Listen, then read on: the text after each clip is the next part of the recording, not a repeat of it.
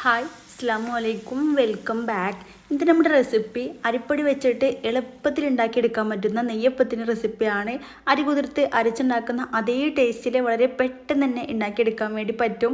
പിന്നെ ഇതിൻ്റെ ഉൾഭാഗം നല്ല സോഫ്റ്റും ഇതിൻ്റെ ചുറ്റുഭാഗമൊക്കെ നല്ല ക്രിസ്പി ആയിട്ടാണ് ഉണ്ടാക്കുക. പിന്നെ ഇതിലേക്ക് മൈദയോ അപ്പക്കാരോ ഒന്നും ഇതിലേക്ക് ചേർത്തിട്ടില്ല. അപ്പോൾ ഇതെങ്ങനെ ഉണ്ടാക്കിയെടുക്കാൻ നോക്കാം. അതിന് മുന്നായിട്ട് ഈ ചാനൽ ആദ്യം നിങ്ങൾ കാണുന്നുണ്ടെങ്കിൽ നിങ്ങൾക്ക് ഇഷ്ടമായി എന്നുണ്ടെങ്കിൽ പ്ലീസ് ഒന്ന് സബ്സ്ക്രൈബ് ചെയ്ത് സപ്പോർട്ട് ചെയ്യണേ. അപ്പോൾ ആദ്യം തന്നെ നെയ്യപ്പത്തിലേക്ക് വേണ്ടിയിട്ടുള്ള ശർക്കര പാനി ഒന്ന് മെൽറ്റ് ചെയ്തിട്ട് എടുക്കുക. അതിനായിട്ട് ഒരു പാത്രം എടുത്തിട്ടുണ്ട്. ഇതിലേക്ക് 250 ml കപ്പിൽ 1 കപ്പ് ശർക്കര ചേർത്ത് കൊടുക്കാം. ഒരു 5 അച്ച് ശർക്കര ഇതുപോലെ ചെറുതായിട്ടൊന്ന് ചീകിയെടുത്തിട്ടുള്ളതാണ്. നിങ്ങൾ കയ്യിൽ പൊടിച്ച ശർക്കര ഉണ്ടെങ്കിൽ അതെടുത്താലും മതിയാകും.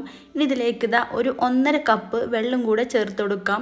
പിന്നെ നിങ്ങൾ ഫുള്ളായിട്ടുള്ള ശർക്കരയാണ് എടുക്കണമെന്നുണ്ടെങ്കിൽ വെള്ളത്തിൻ്റെ അളവ് കുറച്ചും കൂടെ വ്യത്യാസം വരും കേട്ടോ. കാരണം മെൽറ്റായി കിട്ടാൻ സമയം എടുക്കുമല്ലോ. അപ്പോൾ ഇതുപോലെ ചീകിയെടുത്താൽ കറക്റ്റായിട്ട് കിട്ടും. ഇനി നല്ല പോലെ ഒന്ന് തിളപ്പിച്ചിട്ടെടുക്കാം. ഇതാ ശർക്കരപ്പാനിയൊക്കെ നന്നായിട്ട് മെൽറ്റായിട്ട് വന്നിട്ടുണ്ട്. ഇനി തീ ഓഫ് ചെയ്ത് വെക്കുക. എന്നിട്ട് ഇത് സൈഡിലേക്ക് അങ്ങ് മാറ്റി വെക്കാം.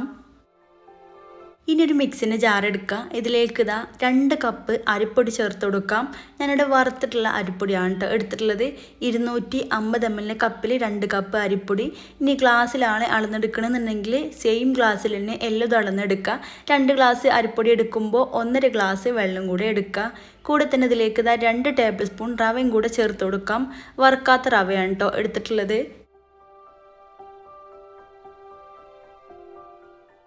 ഇനി ഇതിലേക്ക് ഒരു 4 ഏലക്കായ് ചേർത്ത് കൊടുക്കാം. ഏലക്കായൻ്റെ തൊലി മാറ്റിയതിന് ശേഷം കുരു മാത്രമായിട്ട് ചേർത്ത് കൊടുക്കുക.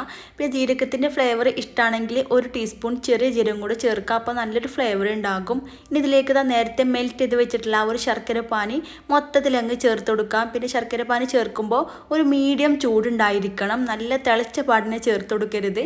തീരെ ചൂടുണ്ടാവാതിരിക്കാനും പാടില്ല. ഒരു മീഡിയം ചൂടിൽ ഇതിലേക്ക് ചേർത്ത് കൊടുക്കുക. എന്നിട്ട് നല്ല പോലെ ഇതുപോലെ സ്പൂൺ വെച്ചിട്ട് അങ്ങ് മിക്സ് ചെയ്ത് കൊടുക്കുക. താഴെ അരിപ്പൊടി ഇങ്ങനെ കട്ട കുത്തി നിൽക്കുന്നുണ്ടാകും. അപ്പോൾ അതൊക്കെ ഒന്ന് പോയി കിട്ടാൻ വേണ്ടിയിട്ടാണ്. ഇതാ നല്ല രീതിയിൽ മിക്സാക്കി എടുത്തിട്ടുണ്ട്. ഇത് നന്നായിട്ടൊന്ന് അടിച്ചെടുക്കുക. നല്ല സ്മൂത്തായിട്ട് തന്നെ അടിച്ചെടുക്കണം. ഇനി അടിച്ചെടുത്ത മിക്സ് ഇതുപോലത്തെ ഒരു ബൗളിലേക്ക് അങ്ങ് ചേർത്ത് കൊടുക്കാം. പിന്നെ ഇതിൻ്റെ തിക്നെസ് എന്ന് പറഞ്ഞാൽ ഈ ഒരു രീതിയിലാണ് കേട്ടോ. ഒത്തിരി തിക്കാവാനും പാടില്ല, എന്നാൽ അധികം അങ്ങ് ലൂസായിട്ടും വരാൻ പാടില്ല. ഇനി ഇതിലേക്ക് 1 ടീസ്പൂൺ എള്ളും കൂടി ചേർത്ത് കൊടുക്കാം. നിങ്ങൾക്ക് ഇഷ്ടമാണെങ്കിൽ തേങ്ങാക്കൊത്ത് ഒന്ന് വറുത്തിട്ടും ചേർത്ത് കൊടുക്കാം കേട്ടോ. തേങ്ങാക്കൊത്ത് ഇടയ്ക്ക് കടിക്കാൻ ഇഷ്ടമുള്ളവർ തേങ്ങാക്കൊത്തും കൂടെ ചേർത്ത് കൊടുക്കുക. ഇനി ഇതിലേക്ക് 2 നുള്ള് ഉപ്പും കൂടെ ചേർത്ത് കൊടുക്കാം. മധുരം ഒന്ന് ബാലൻസ് ചെയ്യാൻ വേണ്ടിയിട്ട് നന്നായിട്ട് മിക്സ് ചെയ്ത് കൊടുക്കുക. പിന്നെ നിങ്ങൾ ഓരോരുത്തർ എടുക്കുന്ന പൊടിക്കനുസരിച്ച് ചിലപ്പോൾ അങ്ങോട്ടും ഇങ്ങോട്ടും വെള്ളത്തിൻ്റെ മാറ്റം വരും. അപ്പോൾ ഈ ഒരു സമയത്ത് നല്ല തിക്കായിട്ടാണ് കിട്ടിയിട്ടുള്ളതെന്നുണ്ടെങ്കിൽ ഇതിലേക്ക് ഒരു മീഡിയം ചൂടുള്ള കുറച്ച് വെള്ളം ചേർത്ത് കൊടുത്തിട്ട് ഒന്ന് ലൂസാക്കി എടുത്താൽ മതിയാകും. ഒത്തിരി ലൂസായിട്ട് വേണ്ടതായി ഒരു തിക്നെസ്സിൽ വേണം ഇതിൻ്റെ മാവ് കിട്ടാനായിട്ട്. ഞാൻ എടുത്തിട്ടുള്ള ഈ ഒരു പൊടിയിലേക്ക് ഈ ഒരു വെള്ളം കറക്റ്റായിട്ടാണ് ഉള്ളത്. നിങ്ങൾ അഥവാ ലൂസായി പോവുകയാണെന്നുണ്ടെങ്കിൽ അരച്ചെടുക്കുന്ന സമയത്ത് തന്നെ ഇതിലേക്ക് കുറച്ച് അരിപ്പൊടിയും കൂടെ ചേർത്തിട്ട് അരച്ചെടുത്താൽ മതിയാകും. ഈ ഒരു തിക്നെസ്സിലാണ് വേണ്ടത്. ഇനി ഇത് റെസ്റ്റ് ചെയ്യാൻ വെക്കൊന്നും വേണ്ട, ഇപ്പം തന്നെ ചുട്ടെടുക്കുക.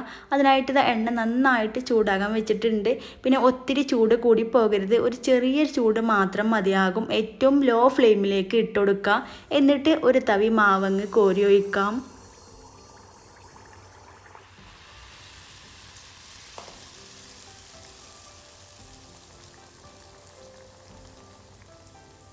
പിന്നെ തീ നന്നായിട്ട് ശ്രദ്ധിക്കണം. ലോ ഫ്ലെയിമിൽ ഇട്ടിട്ട് തന്നെ വേണം എല്ലാതും ചുട്ടെടുക്കാനായിട്ട്.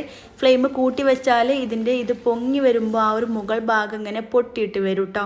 അപ്പോൾ ഏറ്റവും ലോ ഫ്ലെയിമിൽ ഇട്ടിട്ട് തന്നെ ഓരോന്നും ഫ്രൈ ആക്കി എടുക്കുക. തിരിച്ചും മറിച്ചിട്ടിട്ട് പെട്ടെന്ന് തന്നെ റെഡി ആയിട്ട് കിട്ടും. പിന്നെ ഇതിൻ്റെ ഉള്ളിൽ അങ്ങനെ മാവൊന്നും ഇല്ലാത്തതുകൊണ്ട് ഉള്ളൊക്കെ പെട്ടെന്ന് വെന്തിട്ട് വരും. ഒരുപാട് സമയം ഇങ്ങനെ എണ്ണയിലിട്ടിട്ട് മൊരിച്ചെടുക്കേണ്ട ആവശ്യമൊന്നുമില്ല. പെട്ടെന്ന് തന്നെ കോരി മാറ്റാം. പിന്നെ ഫസ്റ്റിൽ ഉണ്ടാക്കുന്ന നെയ്യപ്പം അത്രയ്ക്ക് അങ്ങ് ഷേപ്പ് ഉണ്ടായിക്കൊള്ളുന്നില്ല.